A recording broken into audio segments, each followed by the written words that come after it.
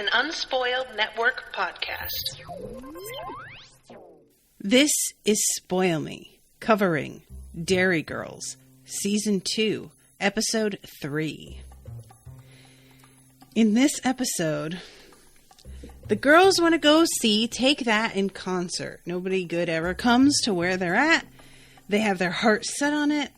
And then, inexplicably, an escaped zoo polar bear puts a wrench in their plans. Welcome to Spoil Me.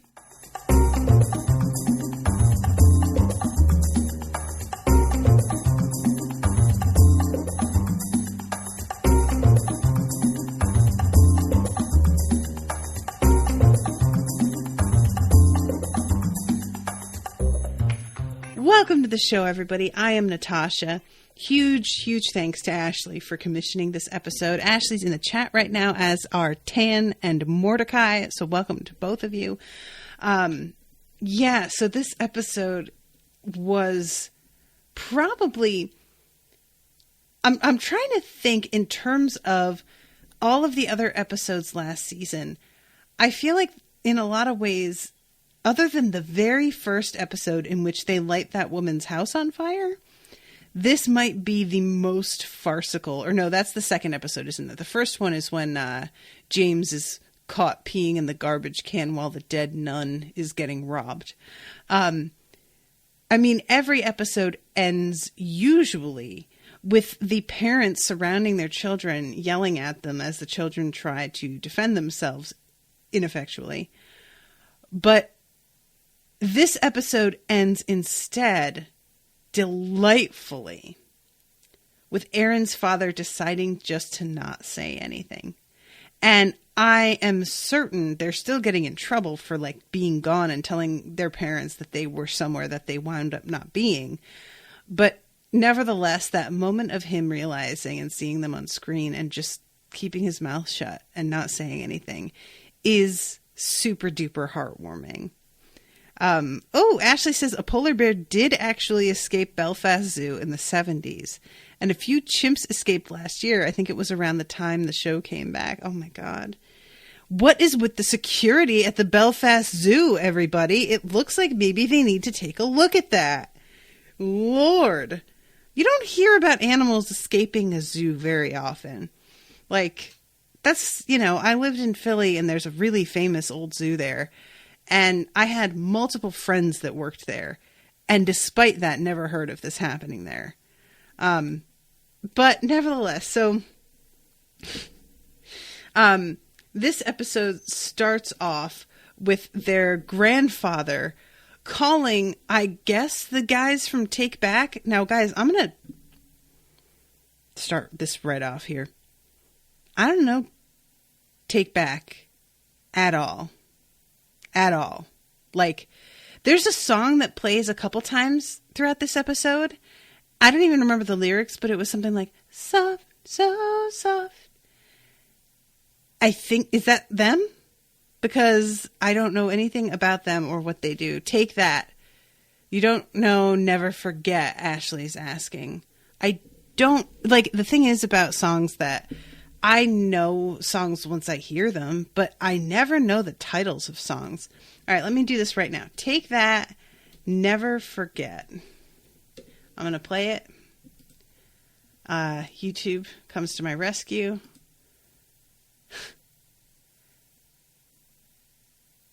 No, this is Selena Gomez that they're playing in an advertisement ahead. I was about to be no, I definitely don't know this song. But yeah. Wait, is Selena Gomez singing? Is that what she does? I thought that she was just or she was in that High School Musical, huh? All right, let's go. Take That.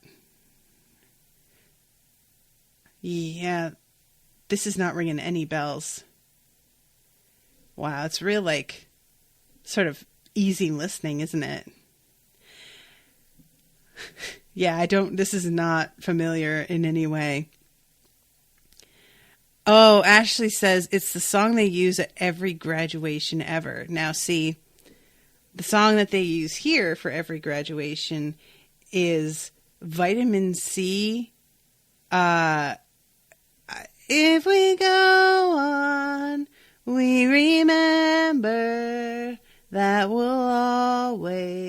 be friends forever. Like, that is the, universal one. Ashley says they use that one too. Yeah, this is funny. Like, I really expected to kind of, there to be like a flicker of recognition here, but not a thing. And, this is a song, like the song is being played over a bunch of like candid moments, I think, of the band. Are they called a band when they just sing? Is that what or just the group? There's a dude with like white guy dreads. That's unfortunate. I don't care for this at all. Then a guy with bleached tips. We've got one of every type. But anyway, so I'm off here. They are on television and Grandpa is unimpressed. He calls them perverts. And then Aunt Sarah says something like, he has a great set of pins on him, doesn't he? Now, this is a funny thing because you really don't hear men being complimented on their legs too much. Like, and this is something I would be interested to hear from you guys what you think, because the dude in question in that moment who she says this about has the skinniest legs. Like, if I were going to compliment a guy's legs, them quadriceps need to be popping. Like, I like it when a guy's quads are sort of like low-key visible through their pants. That's something that I find very attractive about Owen, is he has very strong legs and really strong calves. Like, he does a ton of work on his feet and does a lot of lifting. And one would think that the lifting would make his arms more developed, but it's way, way more his legs. And when she compliments this guy's legs, I was like, Sarah, your standards, girl, are very low. But she's also dating that guy with the weird teeth mouth. So, she's obviously willing to, she's willing to forego the aesthetic, I guess, sometimes, when it comes to other people, not on herself. For almost this whole episode, the main thing going on with Aunt Sarah is that she is put on a layer of self-tanner. And she has put 5 layers on. And Mary says something like, what are you trying to do? Change race? And honestly, y'all, I really gave Aunt Sarah a lot of credit in the first episode because she looked great. But this self-tanner, man, this is no bueno. I don't know what the hell the deal is with like white people and tanning. Now, don't get me wrong. When I get tan in the summer, I tend to feel like I look pretty good. Like my legs get tan and I feel like my legs look nicer in dresses and all of that. So like having a bit of a glow, I get, But there, especially here in Texas, I remember I mentioned something to Owen when I first was like talking to him about the fact that I was going to get tan over the summer, because I just do. I tend to tan really easily. And he kind of was like, ugh. And I was surprised by that reaction, because I happened to know for a fact that he was a big fan of a lot of like mixed race actresses and whatnot who had like darker skin. And I was like, so it's not about skin tone. Why is he reacting this way?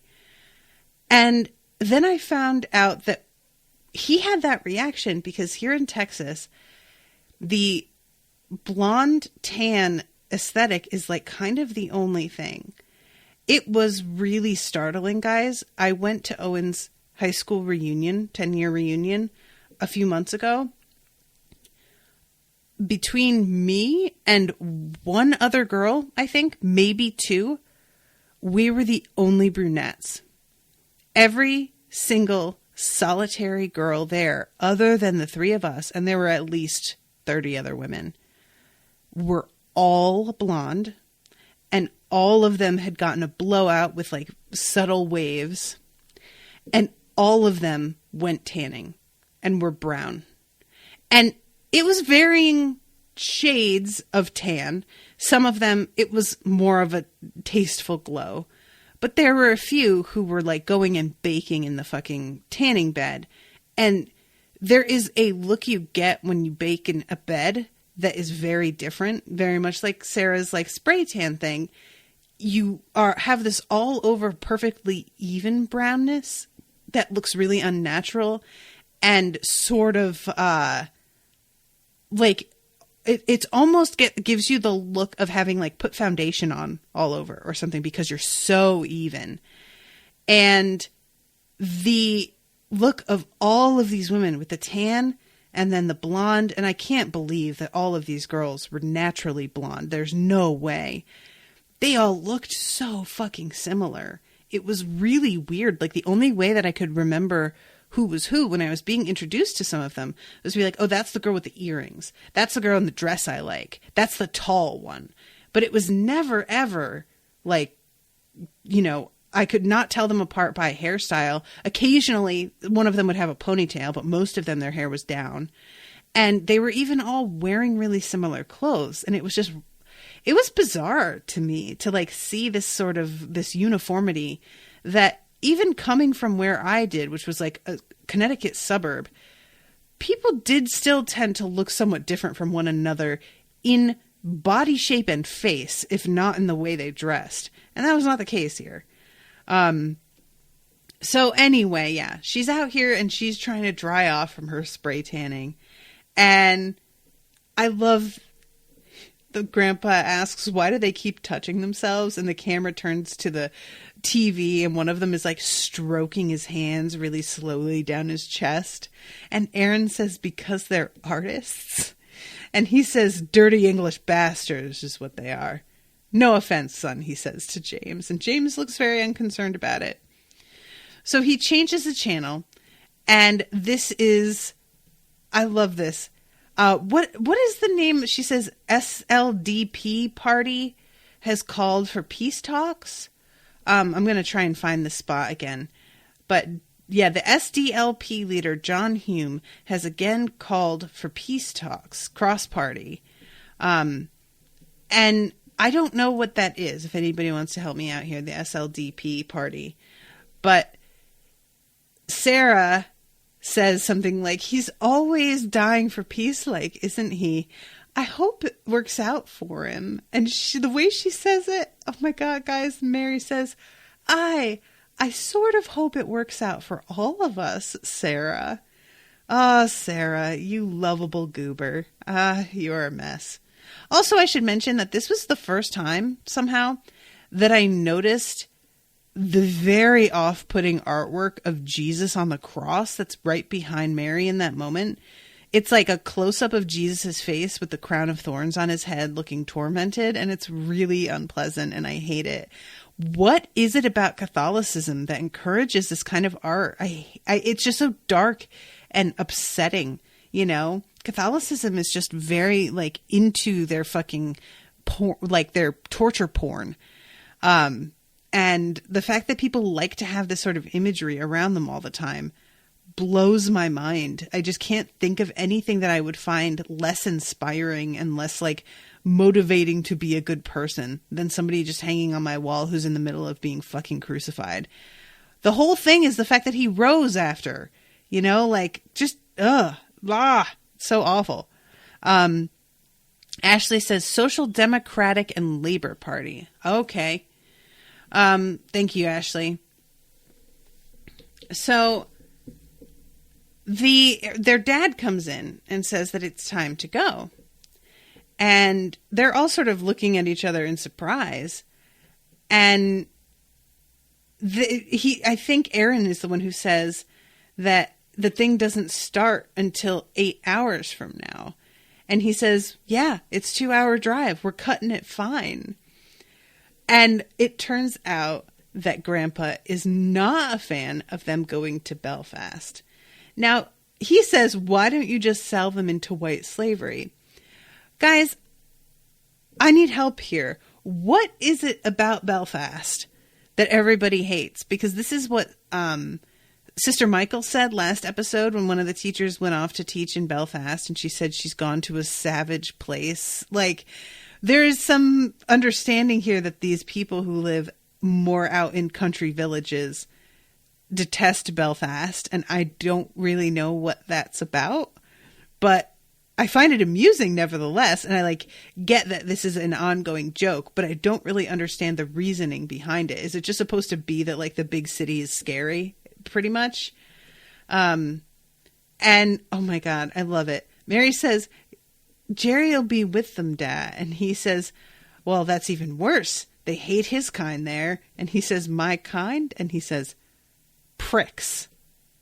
Guys, when he says pricks, the look that Gerry gets on his face,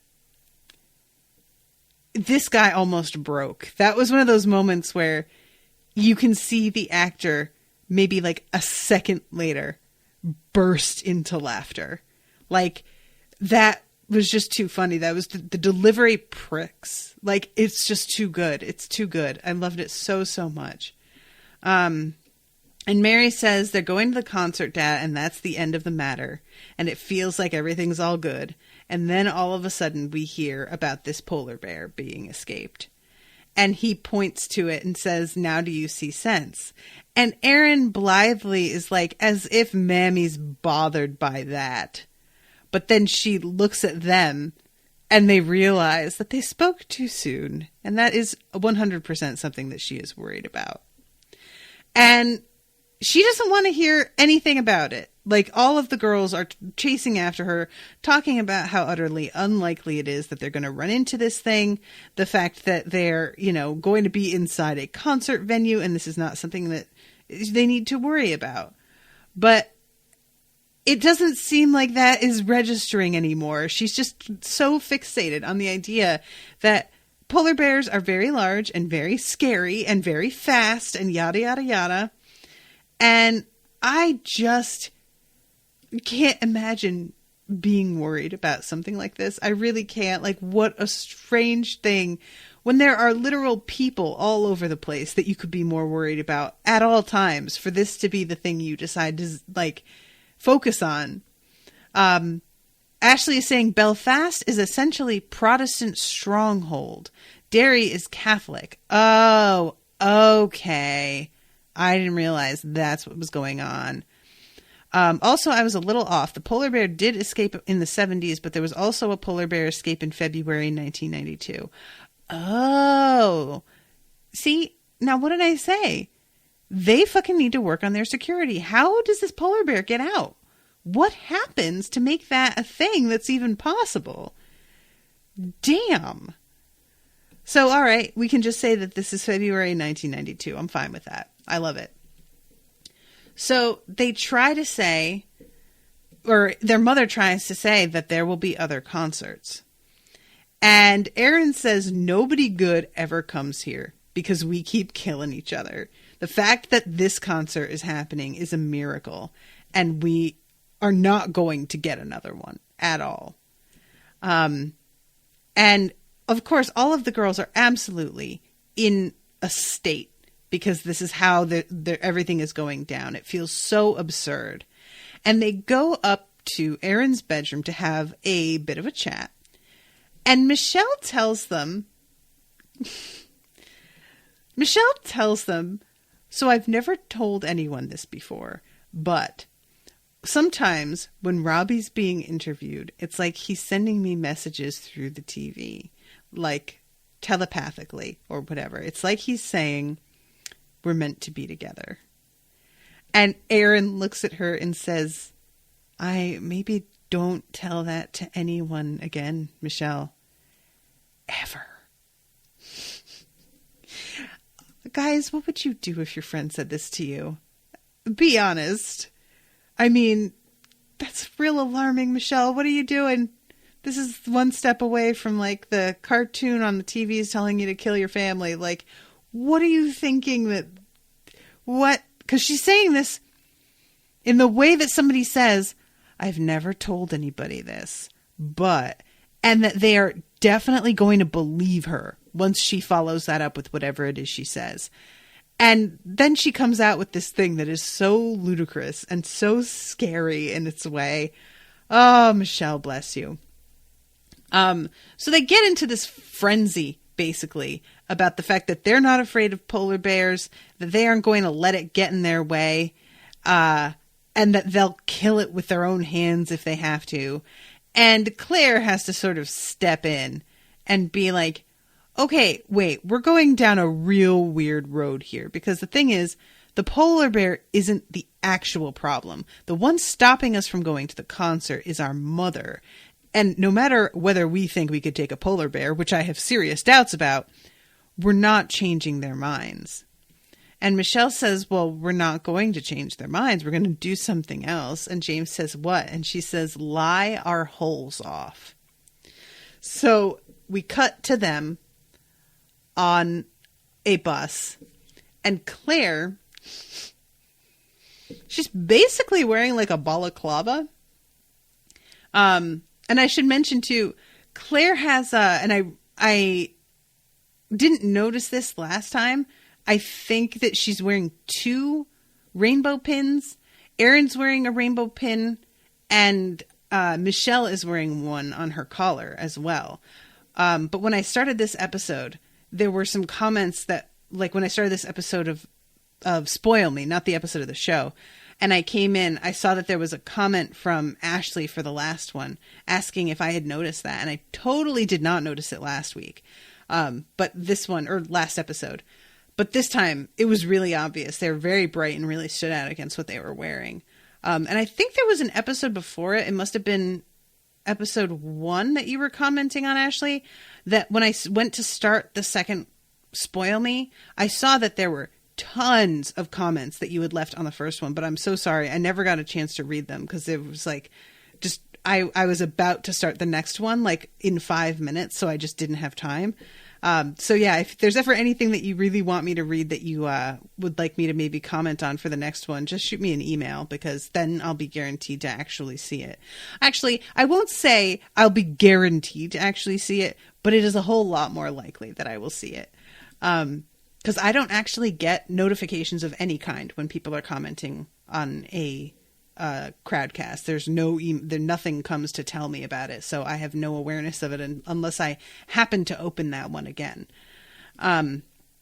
So all the girls are on the bus, and Michelle has brought a suitcase filled with vodka and cider, and Claire is complaining that she's way too hot. But she's wearing all of these fucking layers, of course, and it turns out that she hasn't got anything under it. And they start, like, making fun of her for this a little bit later, but she's in the middle of saying how she doesn't want to be recognized. And the moment that Sister Michael gets on the bus, she immediately knows who Claire is. And Erin tries to reassure her and says, don't worry about it. She has no authority over us this weekend. And if she tries to, I'll tell her as much. And at this point, Sister Michael asks where they're going. And everybody looks at Erin. And she says, I'm not really sure that's any of your business.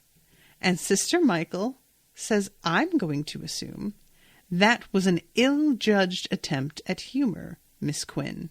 Now answer the question. We're going to the museum. Which museum? Ulster Museum. What for? A project, a history project. What about? Ulster? And she just gives them all a look.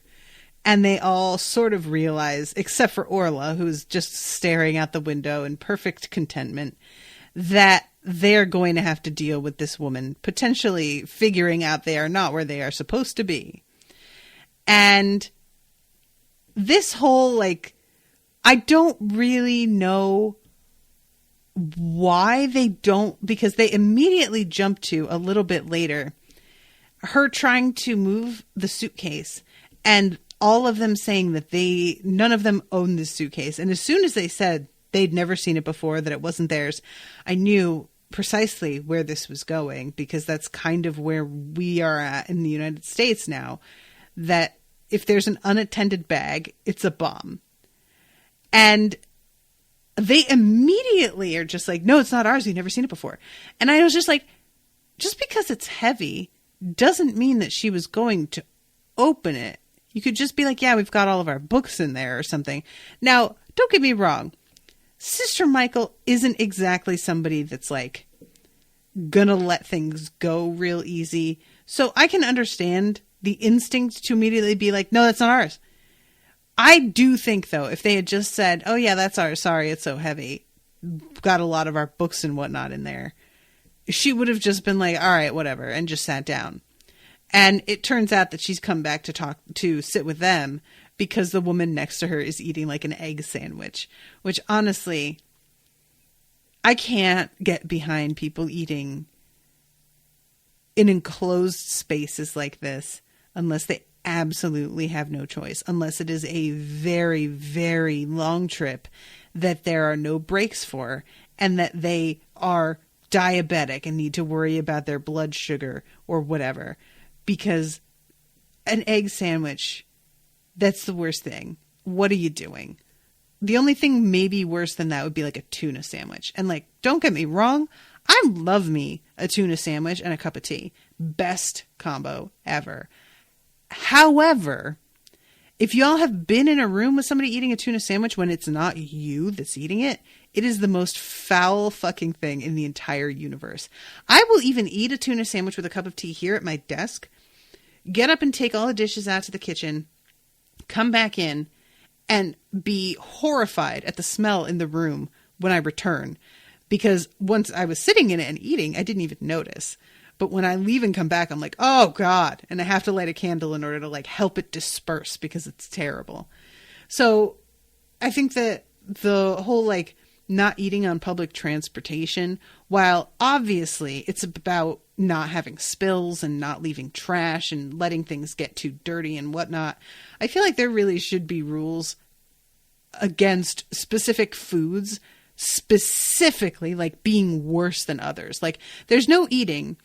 And if we catch you eating and it's any one of these 10 things, we'll take your transit pass for a month and you don't get it back until you've made restitution to society for the damage you've wrought.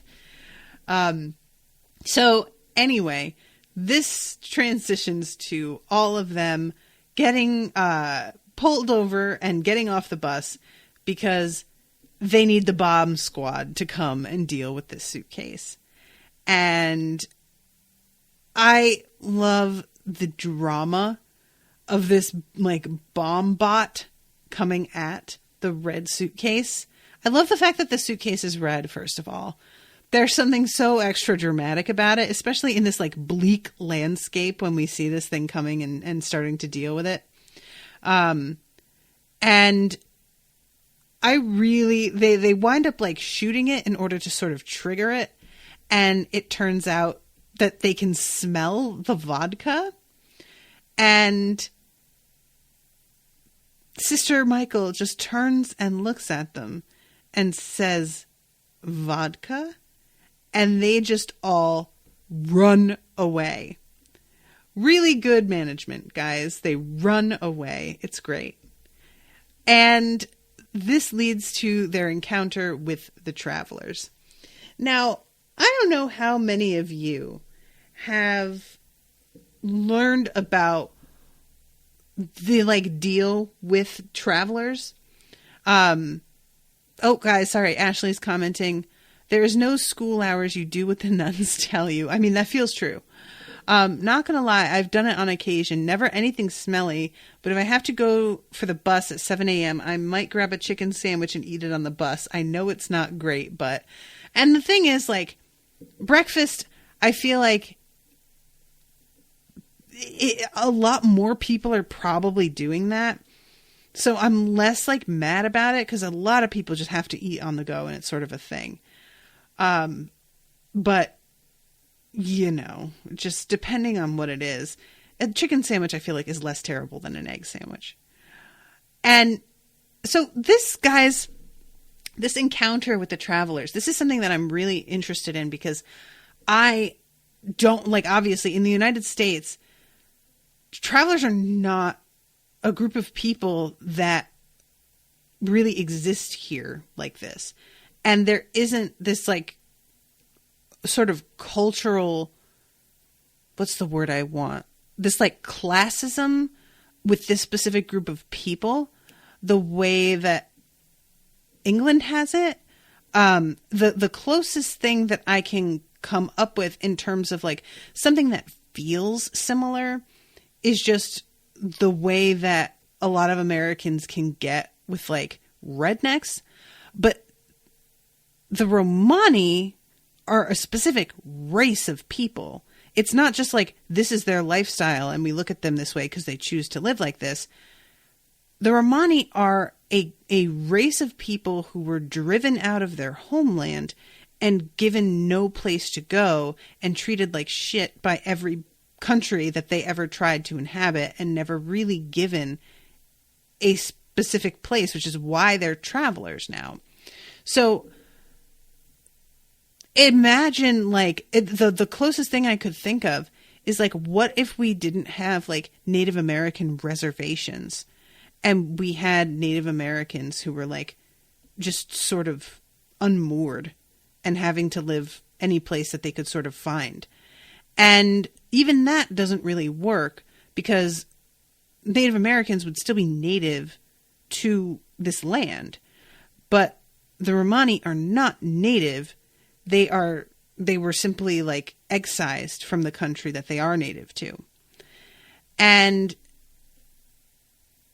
the common parlance is gypsy.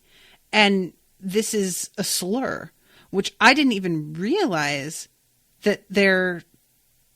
Oh, Ashleigh is saying the Romani and the Irish travelers aren't actually the same thing. They're native Irish travelers. Oh, I didn't know that.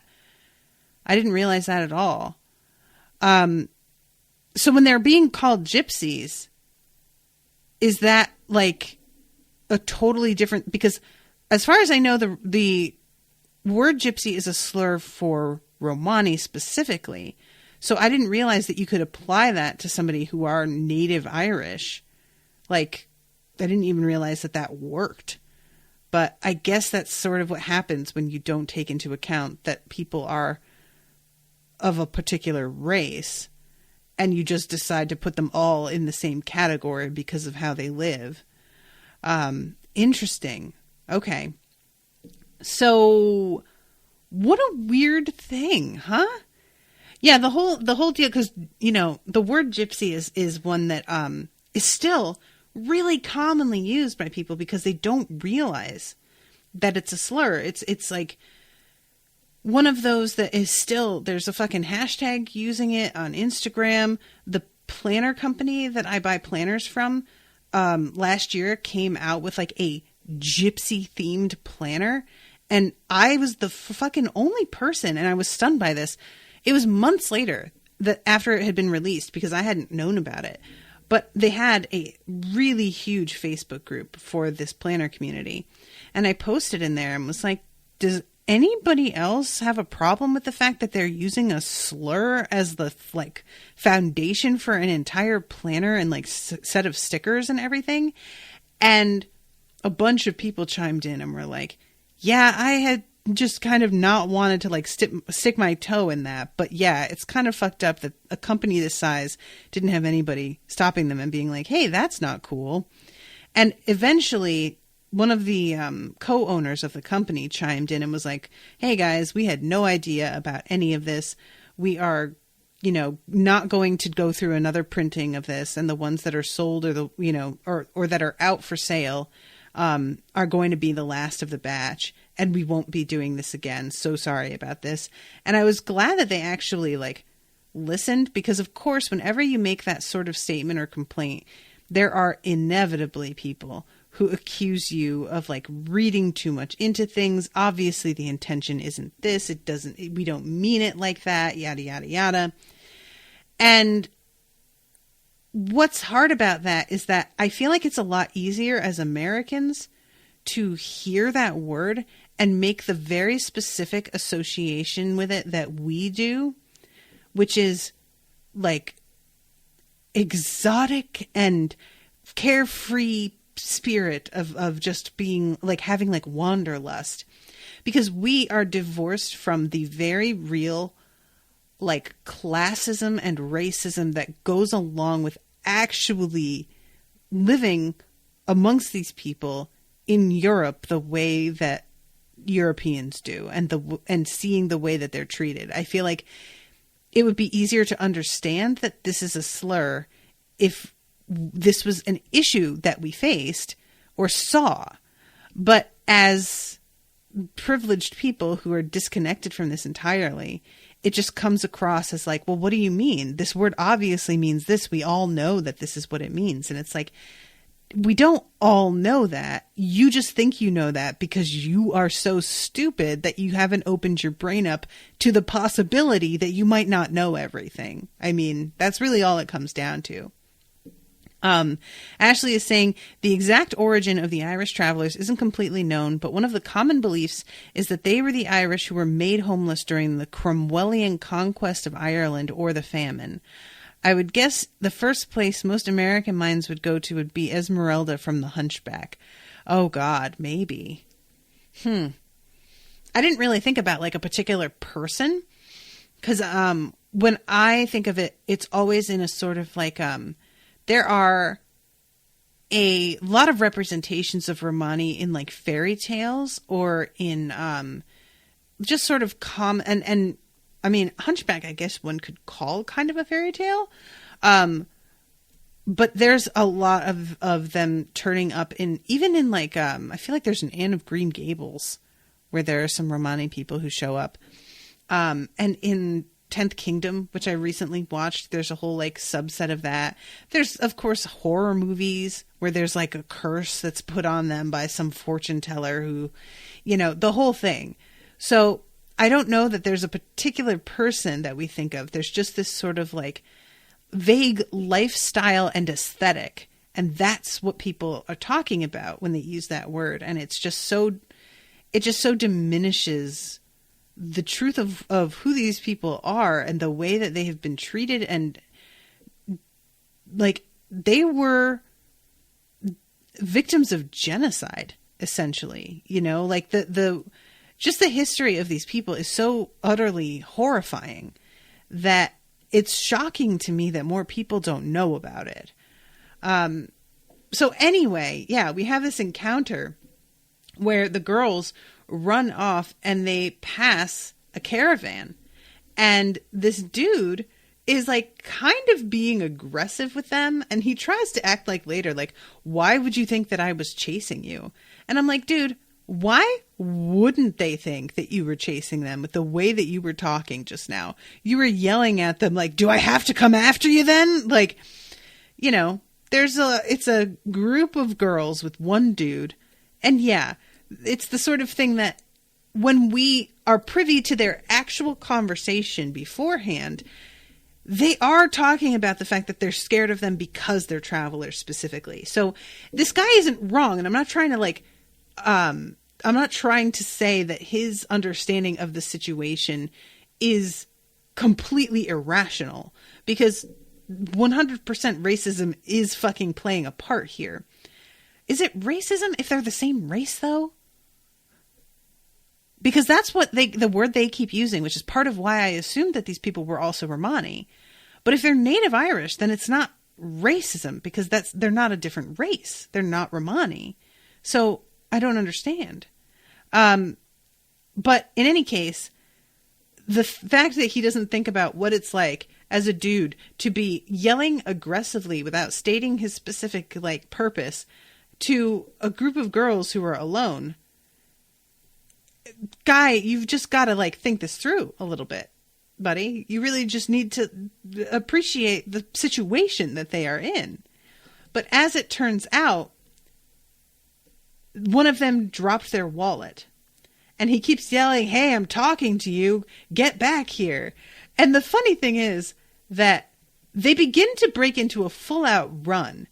Not just because this guy is chasing after them and yelling, but also all of his friends come and back him up as well. So it really does look like they are about to try and start a fight. And when it turns out that all it is that one of them dropped their wallet, there's no feasible need for all of his friends to chase after him at the same time. So while I get what they were trying to set up here in this scene, it did not totally work for me. Oh my God, I forgot. Yes, Ashleigh commented, did you notice the book that Sister Michael was reading on the bus? I totally forgot to mention it, guys. She's laughing to herself. And then the camera sort of tilts so you can see the title, and it's The Exorcist, which is so beautiful and so genius. I love it so much. I don't know if you guys have seen this, but there was this meme going around where this guy worked with somebody who was reading The Exorcist, and they found it so disturbing and upsetting that they told him they were like walking home, and they wound up just chucking the book over the side of this bridge that they were walking over on their way home.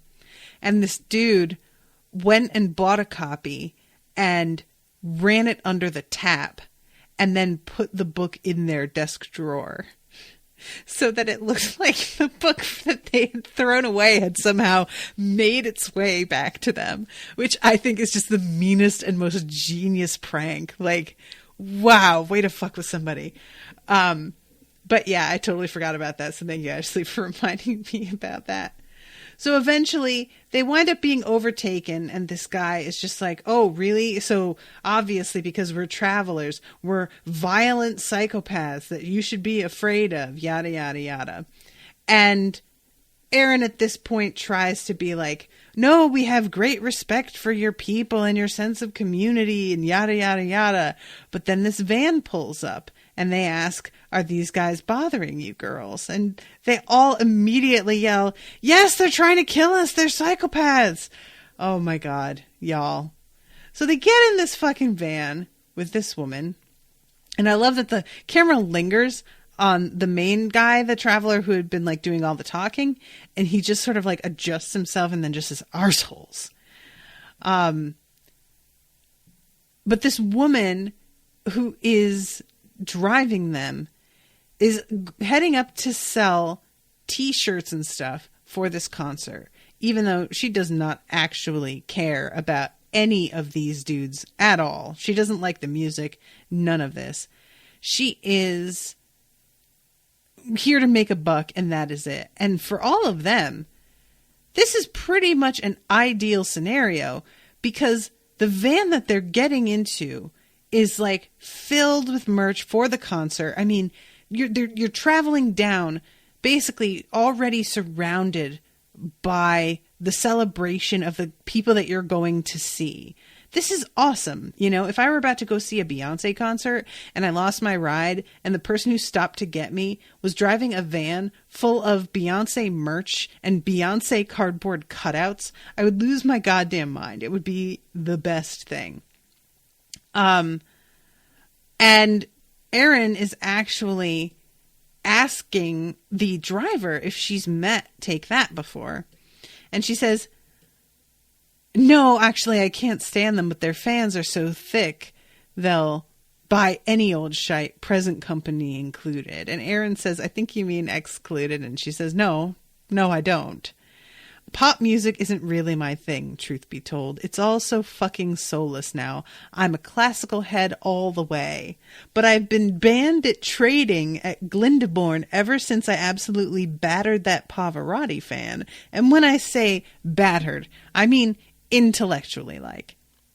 I did kick the shit out of him as well. Oh, lady. So, she's listening to opera. Guys, do you ever think about how you just want to be maybe into something that you're not into? Have you ever like consciously thought, this is a thing that a lot of people like. I wonder if I would like it. And just really go, and it's not something that somebody happened to be listening it when you were around. It's not something that you like fell into naturally. You genuinely went out and decided that this was something you were going to like attempt to be into. Have you ever done that? Because I'm low-key thinking about doing that with opera. And it's not even like, I don't really know why. It's just when I hear opera, especially when I'm hearing it in bits and pieces in something like this, where there's a TV episode and she just mentions an opera and they play a part of it, I find myself so moved by it in these small doses that it makes me wonder, would I love it in big doses or would it be way too much? Because like, when I say I want to get into opera, then I think, well, does that mean I have to go to an opera? Because those are like fucking hours of just people singing dramatically. I don't know that I could do that. And it's a weird place to be in where I'm like, I kind of want to like take on this thing, but also I don't want to commit too much. And I'll be honest with y'all, I've mentioned on other podcasts, and I'll say it here too, since this episode is all about going to see one specific group. I have never been a concert person. I've only gone to a couple of different shows in my life, and the last concert I ever properly went to was over 10 years ago. Maybe like, God, at this point, like 15 years ago. And it was fine. It really was kind of a disappointment, to be honest. And I feel like most concerts, unless it's an artist that you are a fucking diehard fan of, I usually want to hear one or two songs, and then I want to hear other stuff by other artists. So I'm never somebody who's excited to go listen to one band play only their stuff the whole time. And that's part of where I'm at also with like buying albums. I don't tend to do it. I tend to like check out an artist, find the few songs of theirs that I like, buy those, and put them into a mixed track with a bunch of other stuff. I don't buy albums almost ever. And even if I do, I don't just listen to them from start to finish either. And this makes me feel like I just don't really get music sometimes, because so many other people are so dedicated to specific bands, listening to those particular albums, remembering everything about the people that wrote them, the order the tracks are in and why, and then going to see the concert of all of their work. And I just have never been like that and never really understood it. So yeah, I guess like, I wonder if there are other people from the outside who look at like being excited to go to Universal just for the Harry Potter land. And they're like, there's literally so much else going on. But sure, just talk about Universal Studios Harry Potter, you weirdo. Sure, I guess you could just go straight to that section of the park, stay there all day, and then just leave again, you weirdo. And I guess that's sort of a similar thing of just being into like a particular fandom in this way for a given period of time and just wanting to immerse yourself in it. But yeah, I've just never been this type of person. But anyway, so she's listening to this opera and getting like super into it emotionally. And she's also drinking beer while she's driving. And Aaron has some things to say about it and is feeling really nervous how this woman keeps on talking about how they need to like close their eyes and really let it wash over them. And then starts to actually close her own eyes. Even she's the fucking one driving. I love this so much. She is a disaster. Makes sense why it seems like this is the work that she does for money, which is just very unreliable and seems to be even maybe dangerous. But yeah, she is swerving all over the road. It's pretty funny. And Aaron is starting to get more and more uncomfortable with how it seems like she's like drunk. At one point she starts crying in response to this music. And eventually they reach a spot where they hit something. And they all have to get out of the car. And of course Orla yells out and looks and says, we hit the fucking polar bear. And it turns out, of course, that Orla spoke too soon. Now for a moment, I kind of thought maybe that had happened. It seemed unlikely, but this show is willing to do all kinds of things. So I was like, maybe. But no, it's a sheep. And the sheep does wind up coming into play later and attracting the polar bear. But yeah, this is this moment where what's-her-face, Claire, notices that all of the shirts have the name Robbie misspelled. There's only one B, Roby. And she is like trying to say that we need to tell this woman because she's about to like, she got all of this printed up. Nobody's going to buy this shit. Like, are you serious? And of course, Aaron is just like, are you serious? This is what you're worried about right now? So they get out and they have to move this fucking sheep. For some reason, it takes all four of them. And then they just drop it and they say that they're going to make James do it. And this is when they realize that James isn't here. James got left behind. And there's this big debate about whether or not they should go back for James. And they all are thinking that, like, there's no way that they can manage to do that and still make it on time for the concert. Michelle is really talking about it in serious terms. It's really funny. There's like a moment of her saying, there's just too much at stake. And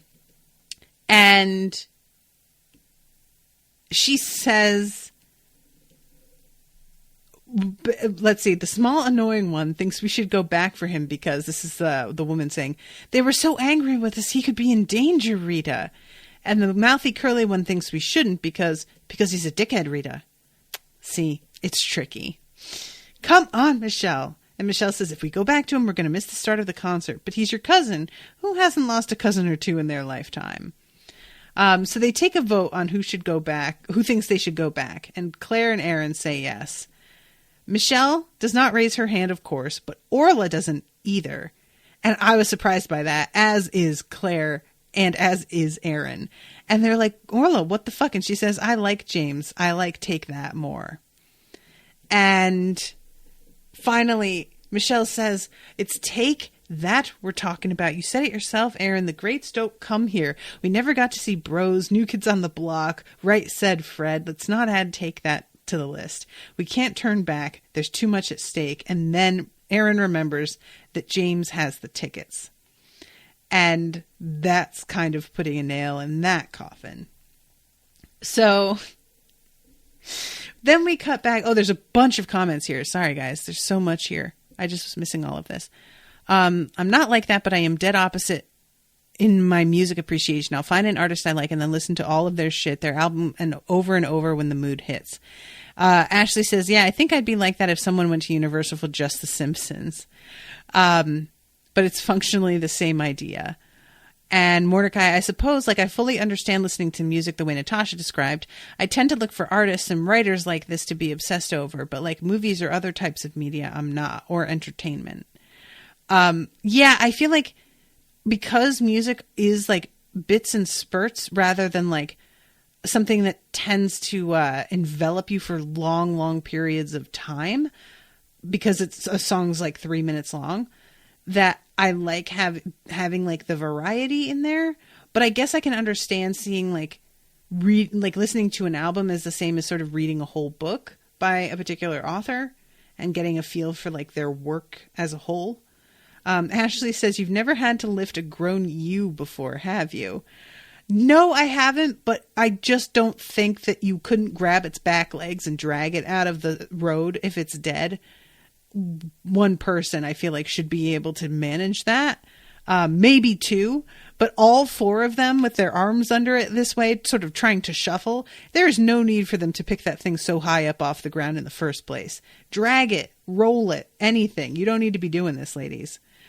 And Ashleigh says, because I haven't, but I've had to hold a lamb that's way too grown, and it's a lot. The idea that Michelle is a Right Said Fred fan is frankly insulting. I don't know what to make of that. I mean, Michelle just seems like she's kind of an equal opportunity, good time girl. So Mordecai says sheep weigh some 200 to 300 pounds. Do they? I mean, yeah, that's about as much as I weigh. So I guess it would take probably two people, one on each leg, to really drag me for a minute. But anyway, so back to the parents, and they're listening to the news. And I love this. The news is about how peace talks are falling through. And then Mary starts talking about all these false promises, waiting week after week, hoping today will be the day, only to be disappointed. And makes it sound like she's talking about the peace talks. But I love that Gerry knows exactly what she's talking about. Like, he's not fooled that she's discussing the news. He knows, and he says, don't upset yourself, love. It's just a wheelie bin. And she says, it'll change my life, Gerry. And Strabane's had them for months. And she holds up this newspaper that says that it's the Derry Journal. It says, new and improved wheelie bins in town. Strabane's Wheelie Bin Joy. And she says, I mean, what's going on there? Who's pulling the strings for Strabane? Guys, I gotta be honest, I have no idea what she's talking about. What is she, like, so I'm assuming that a wheelie bin is basically like a, what do you call it? One of the things that you use for like yard work that you lift one side, wheelbarrow. That's what I've been assuming. A wheelie bin is like a wheelbarrow. But are they talking about like the kind of carriage that you use to go grocery shopping and stuff? Because she's talking about how they had them and she's saying like now they don't. It'll change my life. Strabane's had them for months. What's going on there? I don't understand because she says Strabane's had them for months, which made it sound to me like she was saying, and then they went and sold out. But when she lifts the paper and it says Strabane's Wheelie Bin Joy, it looks like they still have them in stock. So I don't really understand why she's angry or what precisely is like happening here. Oh, she sent me a link. Oh, it's a trash can. So is she talking about, is Strabane another town? I thought Strabane was like a store. Oh, okay. So she's saying that why doesn't our neighborhood get rolling trash cans? It would change everything. And I keep thinking we're going to get them because I see it in the newspapers. And why did they get them and we haven't? Okay, I get it. It all makes sense now. Thank you for talking me through that, guys. I thought she was talking about trying to buy something that she like couldn't track down. Okay, now I get it.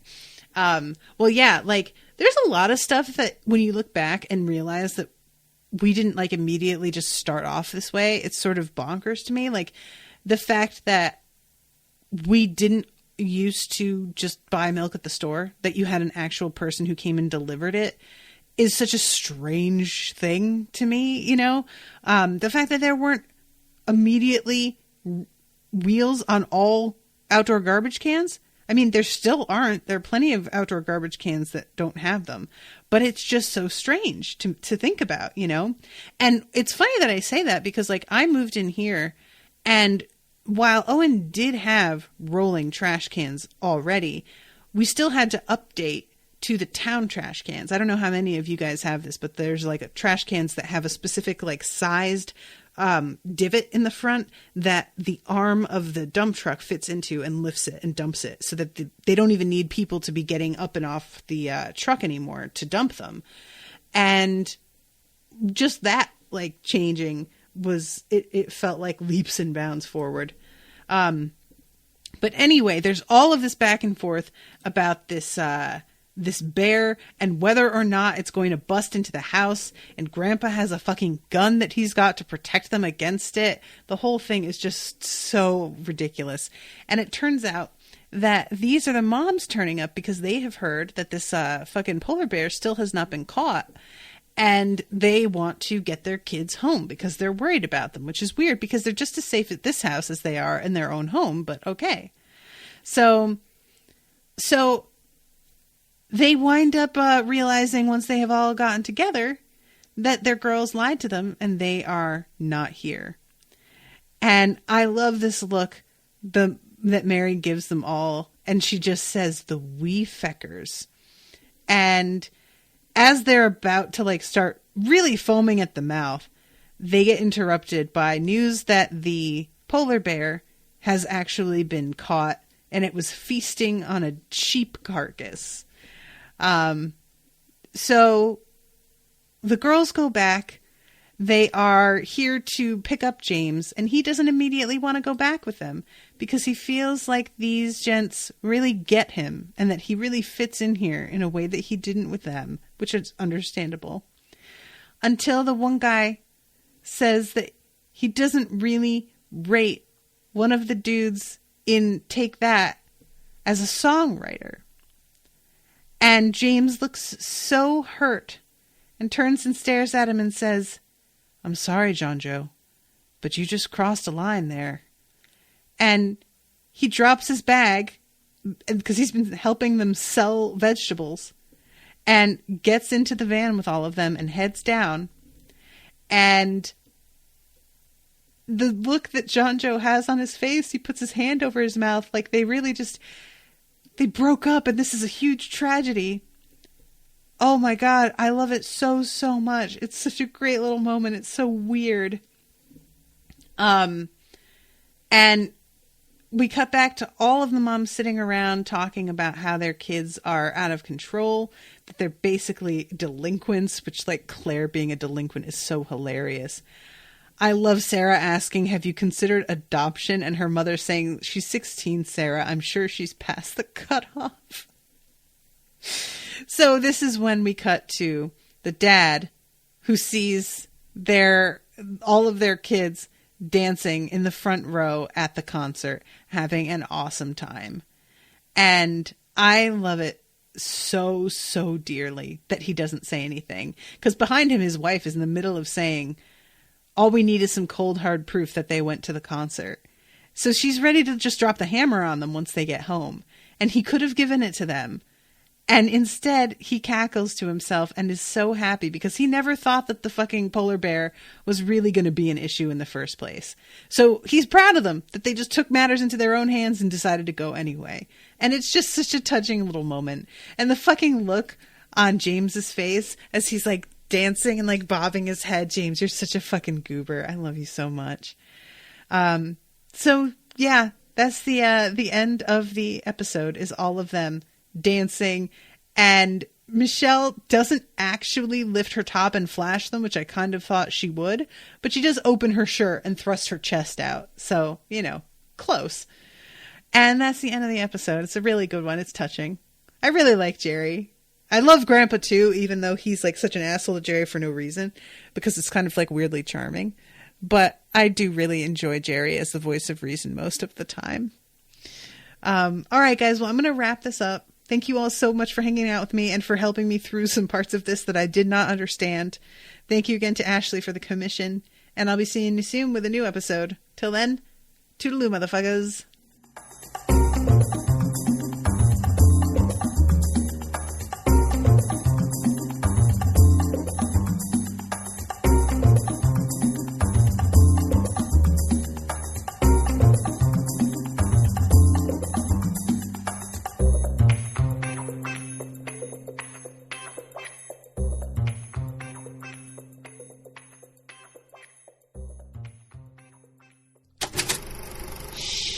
That was an Unspoiled Network podcast.